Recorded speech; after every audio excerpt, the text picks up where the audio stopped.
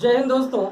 आज के इस वीडियो में हम डिस्कस करेंगे ट्रिग्नोमेट्री के कुछ बेसिक कंसेप्ट जो कि बहुत ही इम्पोर्टेंट होने वाले हैं class 10th, UP board, CBSE board, ICSE board और अदर कम्पिटिटिव एग्जाम्स के जो भी बच्चे होंगे उन सभी के लिए बहुत ही इंपॉर्टेंट होने वाला है, क्योंकि हम इसमें डिस्कस करेंगे ट्रिग्नोमेट्री के ऐसे बेसिक कंसेप्ट जो कि अभी तक आपसे छूटे थे और इन सभी कंसेप्ट्स के बारे में डिस्कस करेंगे।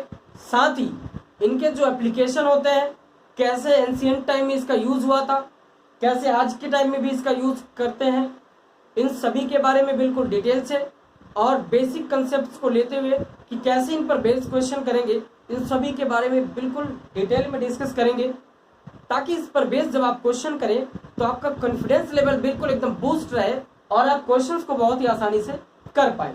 अब आइए दोस्तों देखते हैं कि इसके क्या फंक्शंस है, ट्रिग्नोमेट्री क्या है। तो सबसे पहले देखते हैं कि ट्रिग्नोमेट्री अगर इनको सेपरेट करके देखा जाए तो पहली मीनिंग होती है दोस्तों ट्रायो का मतलब होता है 3 और गोनिया GONIA इनको जब सेपरेट करेंगे ये लैटिन वर्ड है और गोनिया का मतलब होता है दोस्तों साइड्स और एंगल, यानी साइड या एंगल जैसी नीड होगी उस तरीके से हम इसका मीनिंग निकालेंगे। और मेट्रॉन METRON मेट्रॉन का मतलब होता है दोस्तों मेजरमेंट यानी मापन, यानी ट्रिग्नोमेट्री का मतलब होता है कि साइड या एंगल कितने 3 साइड्स या एंगल के मेजरमेंट को क्या बोलते हैं, ट्रिग्नोमेट्री। अब जरा डेफिनेशन वाइज इसका देखते हैं, study of relationship between sides and angle of a triangle. यानी ट्रिग्नोमेट्री है क्या कि 3 साइड्स एंड एंगल के मेजरमेंट का रिलेशन है, वो क्या है, ट्रिग्नोमेट्री।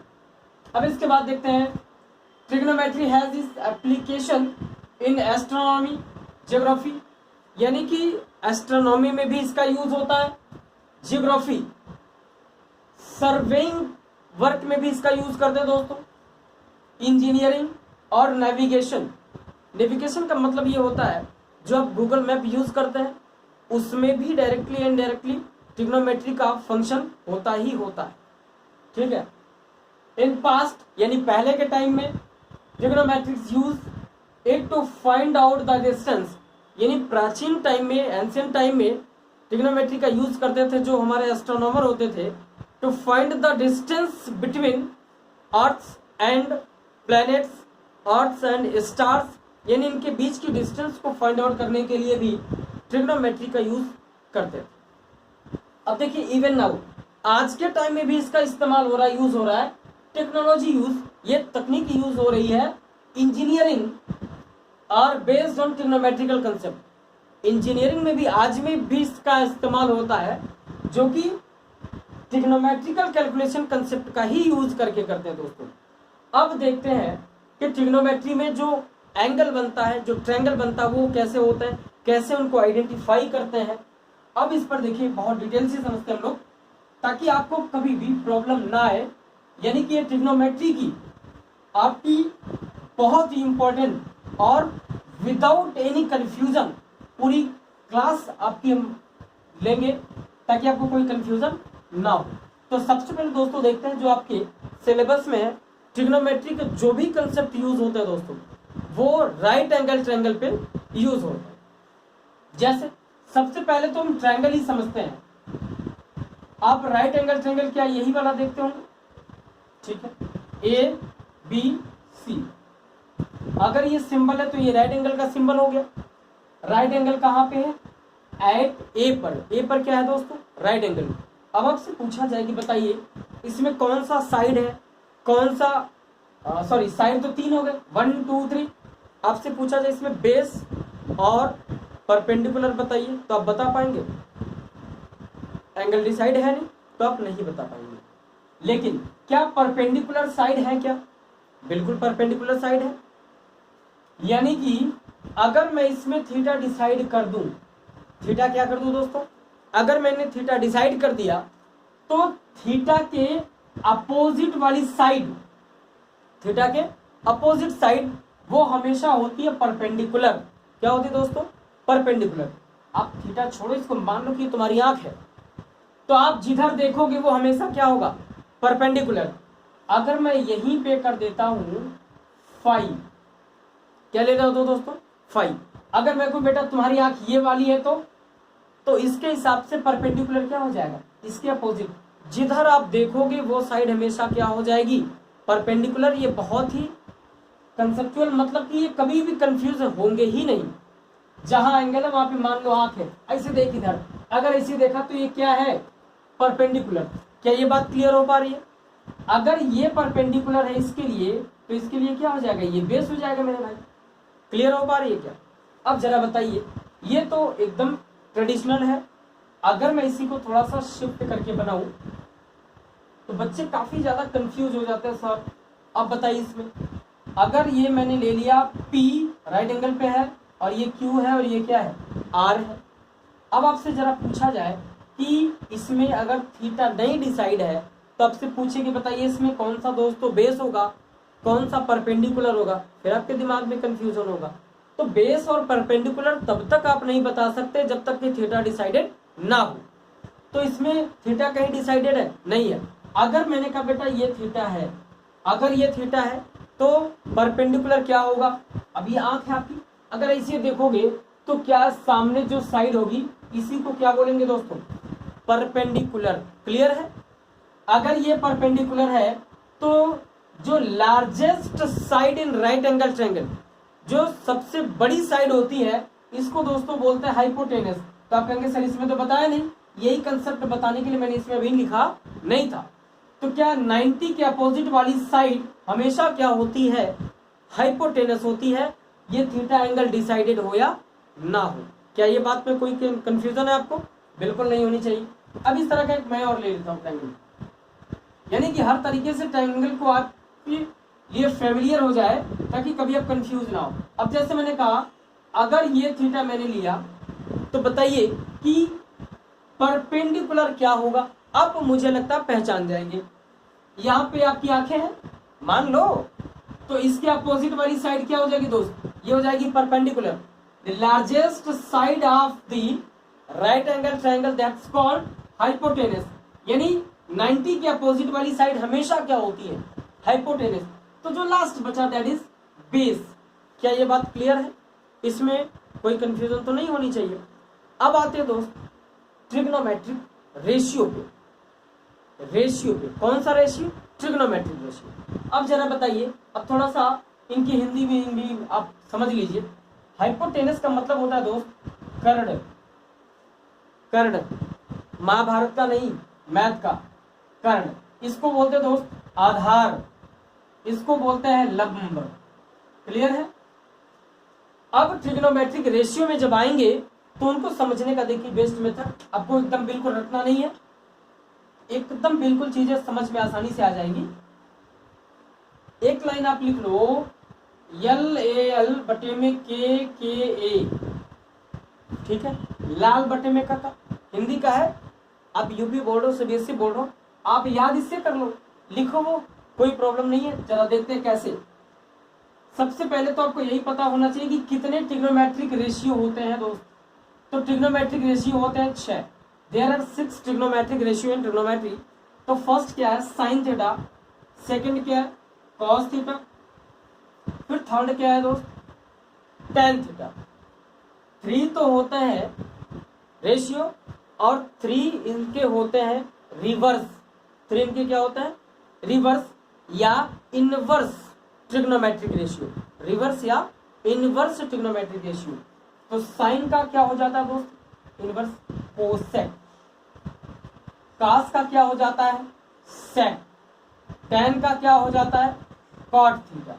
अब यहाँ पे लिखने वाली समस्या बहुत ध्यान से आप समझिए, ये हो जाता है एल फॉर लंब बटे कर्ण, यानी ये परपेंडिकुलर, क्या इसको बोलेंगे भाई लंब। तो क्या परपेंडिकुलर अपॉन में हाइपोटेनस हुआ, के का मतलब हुआ दोस्तों कर्ण, ठीक है। ये हो जाएगा आपका हाइपोटेनस, परपेंडिकुलर अपॉन हाइपोटेनस। ठीक है, अब बताइए कॉस का मतलब होता है आधार बटे कर्ण, आधार के प्लेस पे क्या है B, base upon hypotenuse. Clear है। थर्ड हुआ दोस्तों टेन थीटा, टेन थीटा का मतलब होता है परपेंडिकुलर, लंब बटे आधार, यानी परपेंडिकुलर अपॉन में बेस, परपेंडिकुलर अपॉन बेस। ये क्या है, इन्हीं के इनवर्स है, यानी कि ये हो जाएगा एच अपॉन में पी, इसका इनवर्स करेंगे दोस्तों, ये हो जाएगा एच अपॉन में बी, और इसका हो जाएगा बी अपॉन में पी। क्लियर है इतना। अब जरा इनमें भी कुछ और भी रिलेशन है, उनको भी देख लेते हैं। ये वीडियो देखने के बाद आपको ट्रिग्नोमेट्री का आप ये नहीं कहेंगे कि सर ये वाला कंफ्यूजन रह गया, या फिर ये क्वेश्चन कर रहे हैं तो नहीं आ रहा है, कंफ्यूजन या प्रॉब्लम आ रही है। तो इस वीडियो में अगर लास्ट तक बने रहे तो आपको कभी भी दोबारा ट्रिग्नोमेट्री पढ़ने की जरूरत नहीं पड़ेगी। अब जरा देखते हैं इसको, ये तो 6 हो गए।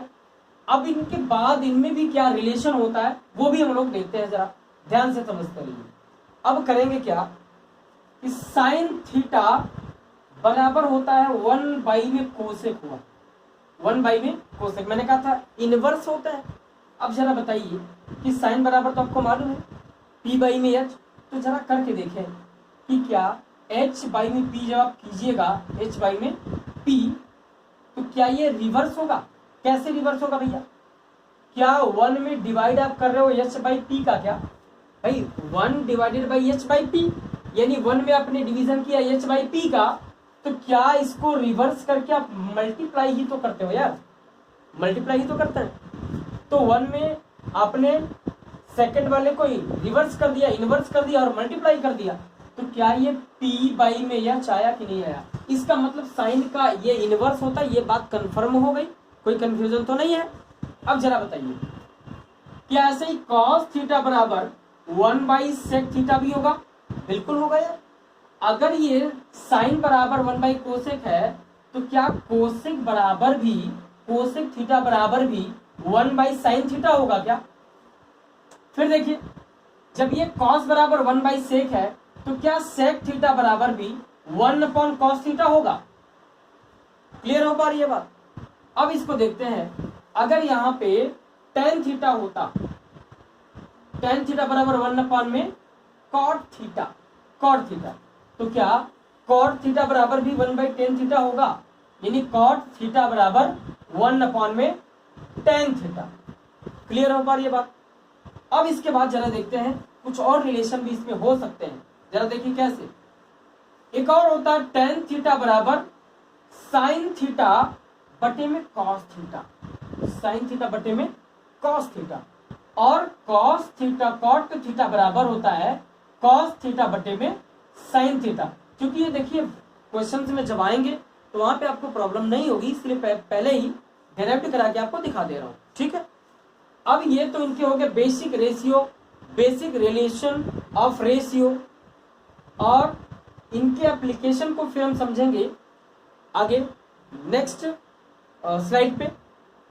अब देखिए दोस्तों देखते हैं ट्रिग्नोमेट्री का एक बहुत ही इंपॉर्टेंट पार्ट है पाइथागोरस थ्योरम। अगर समझ में नहीं आएगा तो आप क्वेश्चन इसके कर ही नहीं पाएंगे। तो सबसे पहले तो समझ लेते हैं कि पाइथागोरस थ्योरम कैसे इसका यूज करते हैं ट्रिग्नोमेट्री में, कैसे वैल्यू फाइंड आउट करते हैं पाइथागोरस थ्योरम से। तो सबसे पहले एक बात बताइए कि पाइथागोरस थ्योरम होता क्या है।